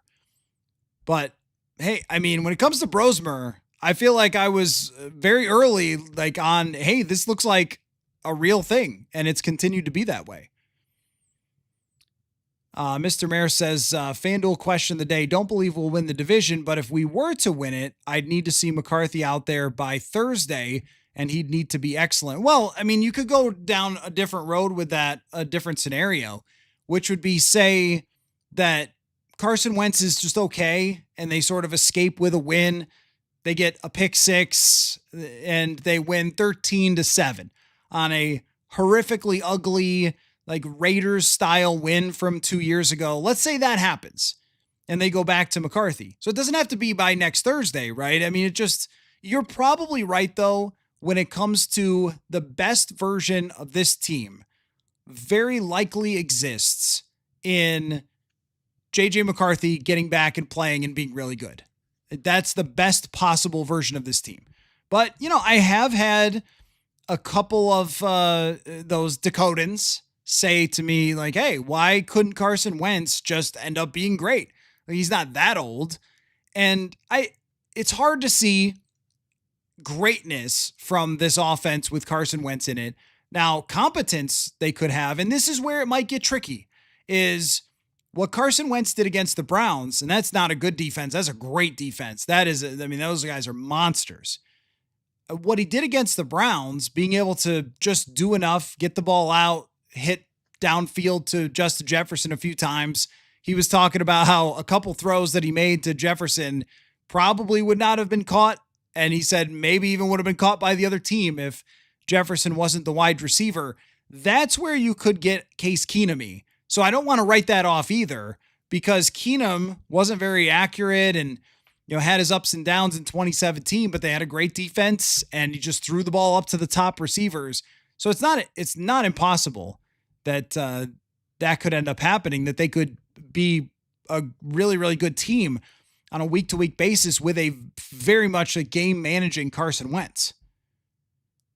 Man says, forgot about the revenge game for Carson. KOC said today, like, well, he has played for a lot of teams since, which I think is a fair comment. Like he's got a revenge game against a bunch of different squads. It's just been so long that I think you probably don't feel that anymore. I mean, it's not the same coaching staff. It is the same. Well, okay. It is the same general manager though. So maybe you have that. Yeah, I could buy that, because it is the same general manager that drafted Jalen Hurts to move on from Carson Wentz. And also, if Carson's got a beef, it's that they kind of tanked on him, tore the roster down, and then another quarterback got to benefit from the tearing down and the rebuilding with all the assets that they got from tearing down. And that's how Jalen Hurts got here in a lot of ways, is that they tanked and they were bad for a couple years, and then they ended up bouncing back. They didn't completely go all the way to the bottom and win one game, but they just pulled him from a game to lose on purpose at the end of Doug Peterson's tenure there. And clearly we're not looking for to fight for every inch at the end of some of those seasons. And at one point, I remember Carson Wentz was throwing to some backup former quarterback or something, wide receivers, like the fifth wide receiver on the roster. So if there's anything for him to be revengey about, it's probably the way that it ended there. Then they trade him to the Indianapolis Colts and move on to Hurts. Then Hurts gets to benefit from having this amazing roster. And if you go quarterback for quarterback, I think a lot of Hurts overall. So, Hurts is the better quarterback of the two, but he also, it's very obvious, has that in his pocket, that they've been an amazing offensive line, an amazing running game, awesome first-round wide receiver in Devontae Smith, a guy they trade a first-round pick for in A.J. Brown. They've had good tight ends. So if Carson Wentz had kept playing for them and they just sort of fought their way through his contract and all that, they probably can't build quite the roster because of his contract, but maybe it would have been different. Maybe he would have been the one leading them to a lot of success. So you talked me into it. You talked me into Carson Palmer revenge game. Steven, why don't we give Walter Rouse a chance over School? School has regressed from where he was in Tampa, and Rouse hasn't looked bad. Can't be any worse than School. I like where Walter Rouse has been at the last couple of weeks when he's gotten in. I think he's done a good job. I think the experience is probably a factor there, that maybe they would lean on heavier than us. So far, yeah, Rouse has taken 48 snaps. I thought he was excellent.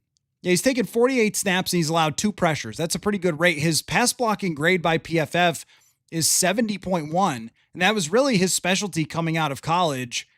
And against Cleveland, that with that team, how good they are, to allow 1 pressure in the biggest moments of that game, 23 snaps at right tackle, 18 of them, or 24, I'm sorry, 23 at right tackle, and then randomly 1 at left tackle. 18 pass blocking reps, 1 pressure allowed against that team was very good. Now, I've liked where Rouse is at. I mean, I think early in training camp, I was a little bit shaky on where they were going to use him and what they were going to do with him, because they had Logan Brown playing the left tackle, and then something happened there where they just fell out of love with him. And Rouse sort of took the reins and then has played well when he's gotten in. It's very, very small sample size, but his pass blocking ability has matched up with what we saw previously. So I don't disagree with you. It just might be this guy knows the offense more. I mean, we've ran into this sometimes before where the guy that's performing a little bit better doesn't get the opportunity. It might be something that we just don't understand, because I tend to agree that it feels like they're kind of going with the sure thing that isn't quite as good. School hung on for dear life. I will give them that against Cleveland. I like the way Rouse has looked. Can they use Rouse as a 6th O-line guy? So that's something they haven't really done, and I want them to do. I want them to do that, is put in Josh Oliver and a 6th offensive lineman and hand the ball to Jordan Mason over and over again and see what happens. Hey, Philadelphia, can you stop this? Or whoever. Hey, Chargers, can you stop this? Because you know who's doing it is Pittsburgh. Pittsburgh is putting in 6 offensive linemen all the time, and teams just don't know what to do with it. And I was watching that Carolina game the other day where they kept handing to Rico Dowdle. They got tight ends that are very good blockers, and they're just moving bodies. And I know it was Dallas, but they're just moving bodies. And I think it's a cheat code in the NFL right now to use 6 offensive linemen or huge tight ends. KFT says Vikings were 3-2 against teams with winning records last year. They feast off beating bad teams. I question how good they are. The O-line hasn't been good. The next few weeks will tell it all. Yeah, I mean, so I agree with how good are they really when you look at 2 of their wins come against Cincinnati and Cleveland, and the other one against a winning team in Chicago that they were down all the way until the end. So not a mind-blowing win.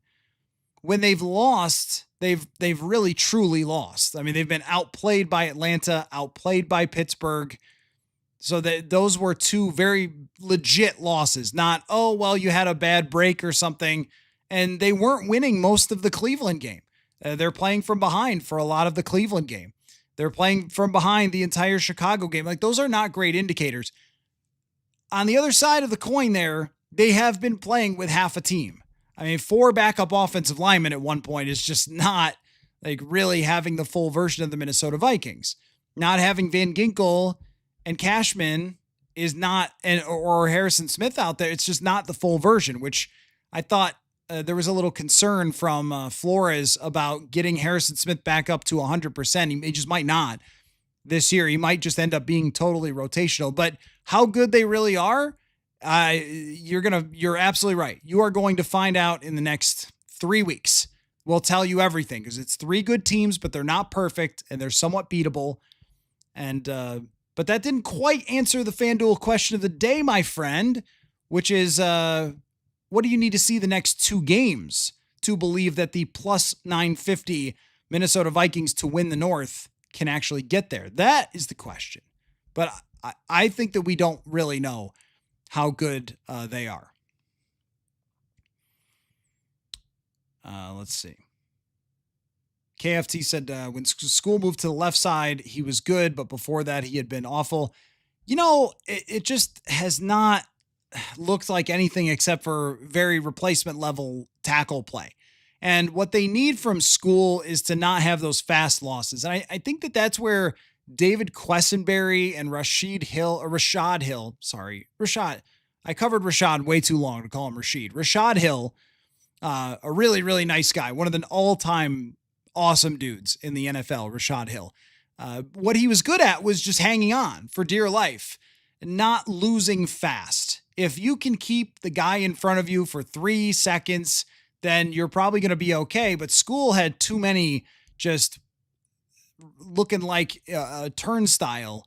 And that's where I think Rouse has been a little bit better. Is Rouse ready to play the entire season, that the rest of the year if they need him to, or I should say entire games if they need him to? Maybe they don't think that. He shouldn't have to play the rest of the season. I just mean the like full games. Could he come in and play as opposed to, hey, 18 snaps?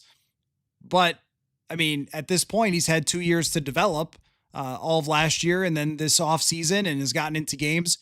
So maybe there might be more confidence in him. I think that just School is the veteran player who understands the offense extremely well. And sometimes coaches overvalue the, hey, this guy, this veteran gets it, versus the younger player who is more gifted. At that position, it's really a talent type of position. Rob says Tyler Batty full practice, maybe put him in for his size. We'll see about Tyler Batty. Another guy that needs to get up to 100%, missed a lot of time, undrafted free agent, is more though of a true kind of outside linebacker, edge rusher type.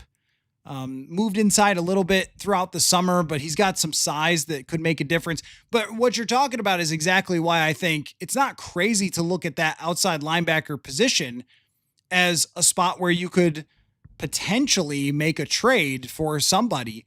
If it's Anthony Jennings and they're just going to get rid of him anyway, then, maybe you're thinking about, okay, well, you're not going to do anything with that guy. But there were a couple Patriots on the list. I think that those guys might be off the list. We'll see. Kyle Duggar was also mentioned. Those guys might be off the list because the Patriots are just good. They get another big win this week, and they're in that competition. So they might not trade anyone. Skywalking McCarthy wants Jeffrey Simmons or Matt Abike from the Ravens. I think he's hurt. But Jeffrey Simmons, sounds like Jeffrey Simmons doesn't want to go anywhere. Maybe he's just the family type of thing. Because I don't know why, if you're Jeffrey Simmons, you would not want to be traded. But he's said that, I think, a few times. Deontay, a Breece Hall, Jordan Mason combo would be amazing. That's what I'm saying. If Aaron Jones is out for a really long time and there's a running back available for not very much, let's say 5th round pick or whatever. I don't know offhand what picks they have. I haven't looked at that since the Thielen trade, but whatever it might be, a couple draft picks to get Breece Hall, because the Jets know he's not going to re-sign there and they're a mess and they should be trading away everything. I'm in on that. Weapons. I'm always in on weapons. Remember when the Eagles, since they're playing the Eagles this week, remember when they traded for Jay Ajayi and we were all like, huh? And then, that turned out to be a pretty good idea. Deplorable Neanderthal, if they win the next 2 games without another injury, I'm convinced. Oh, you're responding to someone else. Convinced of what? Sorry, I missed what you were responding to. Maybe convinced that they can be good? Maybe it's that. Rob says Breece Hall for a $3 million cap hit and future deal is an interesting idea. Running back would be on the draft list for 25, 26 or 27 anyway. Yeah, maybe. I think Breece Hall is an incredible talent who has just been on a horrible, horrible team. And it really depends on Jones's injury. We haven't gotten any sort of update on that, when he's going to come off IR. It seems very serious with that hamstring. Deplorable Neanderthal on the FanDuel question of the day. If they win the next 2 games without another starter injury. Oh, okay. I get you. I misread, or you had to retype that question or that answer. Gotcha. If they win the next 2 games. If they win the next 2 games with Carson Wentz starting, then they're in the mix and they've got a chance. And then they've got a very tough decision of whether to play JJ McCarthy against the Lions or not. That will at least give them the option of giving McCarthy as much time as he needs to really get practice in. And that's a plus. And then even if you're halfway through a game and Carson Wentz is struggling, you could go to JJ McCarthy at that point. KFT, if they go 3-2 over the next 5 games, they might make the playoffs. I still think the Lions are the team to beat. We don't seem to match up with them very well. Historically, that is true. I do wonder about their secondary if it continues to be this banged up, if Jefferson, Addison gives you a chance, because they've been in so many close games. KFT, what happened to the positive Okuda talk? They thought he was going to be really good. He hasn't played a lot of snaps. So, I mean, there's a couple of things that have happened with this secondary that raise an eyebrow. So he's only played 71 snaps. We don't have much of a sample size there of his performance. But, I mean, how much has Mekhi Blackmon played for Indianapolis? I kind of think it's a lot, isn't it? There's been a few things. Yeah, okay, he's played a lot. 277 snaps and doesn't have a great coverage grade, 50 coverage grade. He does have 2 interceptions, but he's allowed 17 for 24 for 271 yards. So that's kind of a lot. And overall has been a decent tackler, as we knew that Mekhi Blackmon could be. Still, that one, he never looked quite the same in practice, so I get that part of it. But we were all looking for, are they going to replace him? Is there another corner? They get Fabian Moreau, who's a good veteran, or an average veteran who's been around. But that's why the cornerback position would still be a little on my radar. I mean, they must have known something about Mekhi Blackmon that we don't and never said it, because otherwise it just seemed odd that they would trade that guy away when he could have been a backup nickel. Even if he's not at his absolute best, still someone who knows the defense and can play. That one is a little bit, actually might be even more eyebrow raising of what happened there than Harrison Phillips. I think I know what happened with Harrison Phillips, which is that Redmond and Levi Drake Rodriguez played better. And I ran across a real interesting stat from yesterday over at purpleinsider.football. Every day the newsletter comes out. Lots of stuff over there. Let's see. I had this stat yesterday about yards after contact. Yeah. So how about this? Because we've talked a lot about the defensive tackles. The Vikings are 7th in terms of yards before contact for the opposing running backs in a good way. So that means that they are making contact in terms of how many yards the opposing running back goes until they make contact. So that's the front 7, at least getting to that player. But then when it comes to yards after contact, which means broken tackles, they're 27th.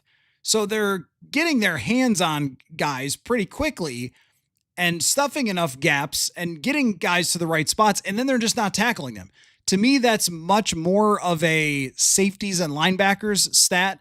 I think Theo Jackson has struggled with coming downhill and making tackles. I think that Van Ginkel being out and Cashman being out is absolutely enormous, and that's what's caused a lot of the problems there. But just the point being that with Harrison Phillips, I understood it. I watched practice. I saw how good Redmond was. I saw how good Rodriguez was. All right, you trade him away if you're not going to play him as much. Blackmon was the one where all summer something just didn't look right. And he's not played that well, but for Indianapolis, but he's certainly played a lot. Oak Dog says, I think we would need to see 4 sacks per game and 1.5 turnovers, maybe even more from the Vikings defense. Oh, the FanDuel question of the day, to believe that they can win the division. What you're talking about is you need to see absolutely dominant defense, not just good defense, phenomenal defense. That's what you're looking for. I agree with that. I think that's right. Skywalking McCarthy, draft a quarterback and have a 3-way competition. Let's not go all the way to next year's draft. Let's just see if he plays in 2 weeks. Let's get there first. Let's just get there first. We don't have to get to the next year's draft just yet. I did kind of figure that even answering the Brosmer next year QB competition question would open the door for that. But we can't really get very far down the line until we know what he's going to do when he returns, if he returns. Then we can start to figure it out. The one thing that we all have in common, so I'm much more patient on this. I've got nowhere to be. I'll be here every day, no matter what happens. But I know a lot of you have put so much heart and soul into this team, and you want nothing more than the franchise quarterback. You want to see him. But one thing that we do know is that we don't know. We just, none of us can ever predict what's going to happen next with a situation like this. So we're all going to have to just wait. And telling you to wait after you've waited a really long time, including all of last year, all of this summer. I saw the response to my training camp coverage and how much you guys consumed that and enjoyed that. And that was about the excitement for the young franchise quarterback. And then having me sit here and be like, guys, you have to wait longer. It's okay. I totally get where the frustration would lie. Steven says, I think Brosmer would perform well in a West Coast system like Shanahan's, accurate but lacking high-end arm talent. I agree with that. Mac Jones. Yeah. I could see that comparison. Let's just call you Blunt, says FanDuel answer, get better at stopping the run. Yep. And that's where those guys coming back could be huge. They can't get run over. They cannot get run over against Philly and against the Chargers and against the Lions and have any chance to win this division. Man says, is there a world Carson Wentz gets better? Yes and no. Like there's no world where Carson Wentz becomes a better quarterback. He is who he is. The flaws are the flaws. The strengths are the strengths. There is a world where he plays good football. Philadelphia doesn't have good corners. They don't have the best outside pass rush, edge rushing pass rush. The Chargers have not been a great defense. I could check on how good they've been, but I don't think they've been a great defense. I think they've been okay, right? Chargers, now they have been, okay, 13th in points allowed right now, so just okay as a defense. The Lions have not been a good defense when they've had to play anyone reasonable. So could Carson Wentz these next two games play better than he did the first two? Yeah, he could. With these receivers, that is 100% possible. Let's see. Trona guy says, thinking we could get offensive tackle depth, linebacker depth, and a run-stopping DT for trade possibilities. I was having trouble finding that, the run-stopping DT. I think they're okay with linebacker depth at the moment. It's just not a lot of guys who are going to be better than Eric Wilson. Like, he's a premier backup linebacker. It's just the drop-off from Cashman, he's an awesome player, is pretty big. Tackle depth, I think that's Rouse if they don't like where it goes with Justin School. Again, not many tackles are going to be out there. We could just trade for them. Could be a center if they don't like what happens here. Could be some of you have brought up a couple of different players. The guy from Cleveland, their center. I mean, Cleveland should be looking to trade. Two Dog Dad, they have beaten the Eagles since they lost to them. They've beaten them twice. 2018 and 2019. I was there for both. Linval Joseph intercepted the pass, ran it back for a touchdown. One of the craziest things I've ever seen. Also wore a pink suit after the game. And in 2019, that was one of Kirk's best games. That actually might have been Kirk Cousins' best game he ever played as a Minnesota Viking, 2019 against the Philadelphia Eagles. They faked a field goal at the end of the half, and I think that their kicker threw an interception or something. It was brutal. Maybe it wasn't a pick. Maybe it was just an incompletion. But Philly could have just, put another 3 points on the board and tried to get cute and faked a field goal, and it was absurd. So, but they couldn't stop anything. They were terrified of Dalvin Cook that day, and Diggs had a massive, massive day against Philly 2019. The last couple times they've played them, not so much. Not so. In the KOC era, it hasn't not gone super great. Rob says, love the way Rouse is developing. Seems very strong. Yeah, I think that he has a basketball background, and that's been good for him. There's a natural athleticism to Rouse that is impressive. And he's another guy. Letting people develop is a good thing. Letting people develop is a good thing. And I think that he's done that. Brian says, to take this further, who has the entire North played? We're all fake. Well, the win for Chicago was pretty big the other day against Washington. That might be the best win that we've seen from any NFC North team this year, except for when the Packers beat the Lions. So yeah, the Packers beating the Lions is a good win.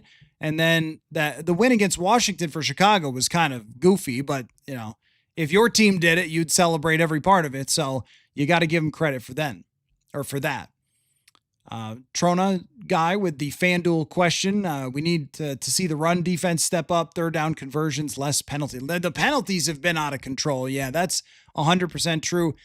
Can't have fumbles, can't have big mistakes. Those are things where it's not really actionable. It's not really like they should do this. It's just stop doing that. Stop penaltying, stop fumbling. But there's not really like a strategic thing that you could do. A couple of years ago, it was the pool toys or whatever, but I don't know if that really did anything. But when you're talking about the run defense, it'll really be tested these next couple of weeks. And they know it's not like Brian Flores was like, what? Run defense? No, the other day they said that was a major focus of the bye week. So figuring that out is something that they're going to be looking to do against Philadelphia. I just think it's players. I think it's players. They just need their guys right.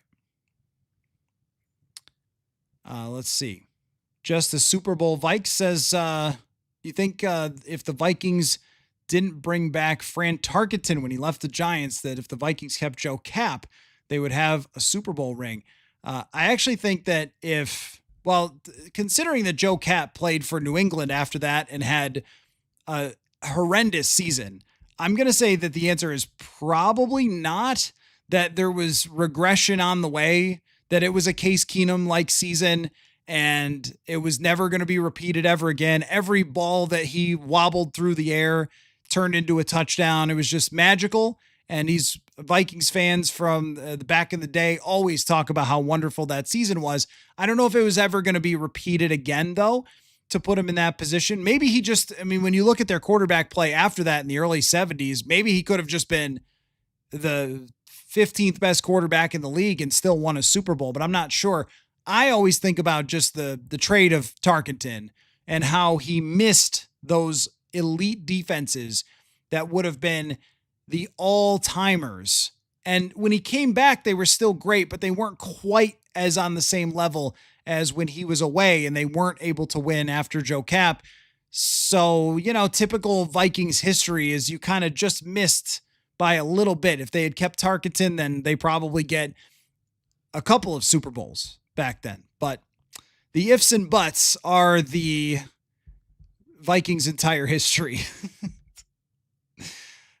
Jacob with a call back to the summer, here to defend my fellow truck drivers from Matthew's takes.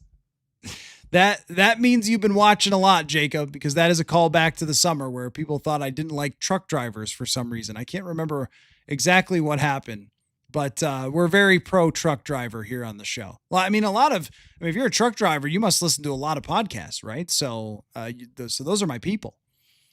Let's see. Jacob adds to that, with JJ taking as much time as he's needed before starting again. Easy to overreact, but just got to let people develop at their own pace. That I agree. That's where you can't force it. JJ McCarthy is only going to, as you said, be able to develop as fast as he can. Just because you set up your timeline hoping that he was going to be totally ready doesn't mean he's going to be. So if it's only a couple more weeks, then that's perfectly fine. If it's not this weekend, which it doesn't look like it's going to be, that's perfectly fine. And it's not going to ruin his career, and it's not going to ruin the franchise, because here's the thing about the timeline. Here's the thing about the window. It's very true, and I've dedicated so much of my career covering this team to the window, and it's here. So you would think that I would be the one saying, oh my gosh, you have to play him, or the window. But next year, there's a lot of these same people on the team. And then you start to get to a point after that where you're creating more cap space. Guys are leaving, contracts are coming up, and you can do a lot of the same stuff. And when you do sign a quarterback to an extension, the first couple years of that extension, as you've seen from a Jalen Hurts, and theirs is ridiculous the way they set it up, but still are manageable. They're still manageable. So it's not like, oh my gosh, if JJ develops in 2025, the franchise goes into Lake Minnetonka. Like it's not what's going to happen here. More likely than not is it will remain stable with a lot of franchise type players that they have who are still in their primes, and then adding and building other guys. They need to hit on some draft picks. You guys have mentioned that in the past, but it is absolutely true. They need to hit on some draft picks to make this work. I think Jackson is headed that way. Turner can play. It's just what the ceiling is. Having him out there, he's not lost. He's not clueless. He's not awful. It's just, where's this going to go from here? I think he's had an okay start to the season. There's been some flashes. But long term, you're talking about much more with McCarthy of 3 or 4 years into the future before he would get paid, and not just, hey, it needs to happen right now. Hunter says the Mekhi Blackman thing is strange, even with a somewhat poor performance. Yeah, because that was somebody that they drafted. I just wonder if there was something that didn't gel right with them, or something that they saw physically that really concerned them, and he was not playing the same type of football. But to basically choose Dwight McGlothern over him and then add Fabian Moreau at the back end, that's a little on the light side. So the corner is on my list. Aaron says Pace isn't helping that stat. No, yeah. I mean, Ivan Pace he's just not built for playing with guys like Javon Hargrave and Jonathan Allen in front of him. He's built for playing with guys like Harrison Phillips and Jonathan Bullard in front of him. And it's really impacted his performance, I think. Eric says, how do we stop the tush push? Pray. Get the refs to call penalties on it. I don't know. I have changed my mind a little bit on the tush push. I mean, so the tush push, I think if your team was doing it, you would love it. And you would be like, haha, rest of the league, right? And there's nothing illegal about it. They line up in the right formation and they QB sneak.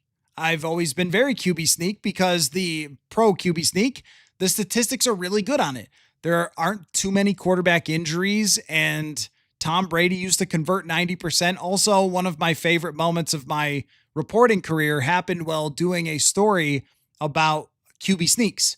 So the Patriots had this absurd stat about their success QB sneak.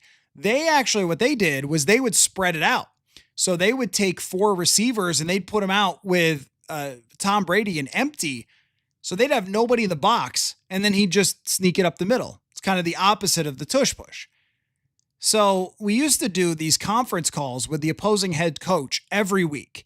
We would get on the phone and they would get on their phone and we would just ask them questions. And it was insightful sometimes, extremely boring other times. And eventually they just stopped doing it because it was probably taking up more time than it was worth. But that's what they used to do. So when the Vikings played the Patriots in 2018, I was working on a story about the QB sneak in the NFL, how successful it was, how the Patriots were the kings of it. And we got on the conference call with Belichick. And I asked Belichick, I said, I don't know if you know this, Bill, but your team has the best QB sneak success percentage like ever. I mean, whatever the statistics were about Tom Brady and QB sneaks. So why is that, you think? Like, what's the key to QB sneaks? And there's a long pause, like 3 or 4 seconds of silence. Nobody says anything. We're just looking at each other. And he just goes, execution. That's it. That's all he said. And I loved putting that in my story. He just said execution. That was the key to the QB sneak. And he's right. So I've always, when I see a QB sneak, I think of that and I think it's a great play. 3rd and 1, don't mess around. Just jam it up the middle and usually you'll get the first down, right? And when Philadelphia did it with such success, but nobody else could, I thought, well, this play isn't cheating. It's not a cheat code. It's just one team is good at it because probably their quarterback can like lift a 18-wheeler over his head. He's so freaking strong. And that's probably why they're able to do it. He's also short, but he's super strong. So maybe there's something to that whole thing. But now that I see that the referees cannot spot the ball and they can't even see when guys are jumping before the defense and false starting. That's where I think, all right, maybe something needs to be done here. But even if they don't have, if they're not pushing Hurts, it's just a QB sneak. So couldn't you still do the same things with a QB sneak? Even if they ban it, won't they just run a QB sneak and not push his butt? Eric says, how are we going to stop Barkley? Barkley's been so poor. I mean, this is going to be a great test for them because they really are not a great run blocking team right now. In terms of PFF run blocking grade, where is Philadelphia? They're not. I don't think they're that high. They're 16th. They've been a very average run blocking team. And anytime, so last year with Saquon, he had 1,000,000 80-yard runs. Anytime that happens, you're just asking for a regression. There's just been a lot of regression. Melkill says concerns that the young quarterback can't stay healthy. Very big. Very, very big. Very big concern. And that's why you can't rush.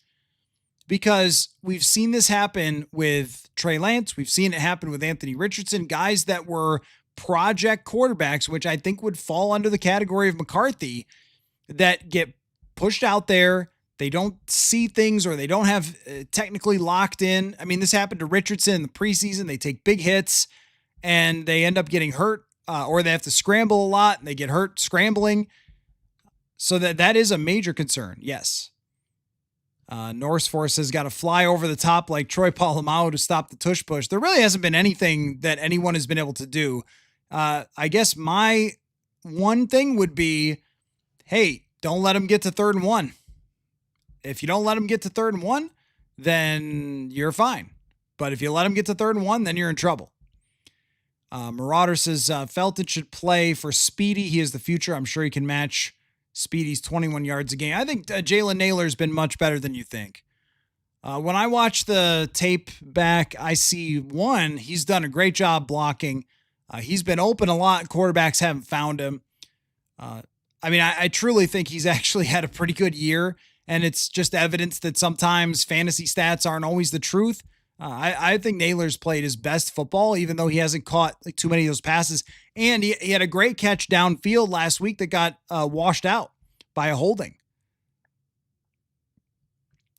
Brandon says, if JJ is still hurt, will he be QB2? That I don't know. I'm guessing that Brosmer would be QB2 if they don't feel like the ankle is ready to go. That would be my guess. Dustin says, way back on the stream, but I don't know if I want JJ being heavily influenced by Wentz. Totally disagree, my man. Carson Wentz is a seasoned veteran quarterback who understands everything there is to know about the NFL. Now, that doesn't mean Carson Wentz, like, to be that guy and have that knowledge and help McCarthy, you have to be awesome yourself. There's a lot of backup quarterbacks throughout history who have been amazing when it comes to being mentors, that when they go in the game, they're not flawless.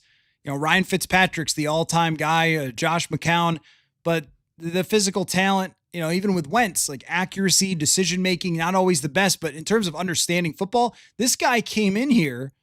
I mean, this guy came in here a month ago or whatever, a month before the season, learned the whole offense and won a football game. I mean, right away. That's impressive.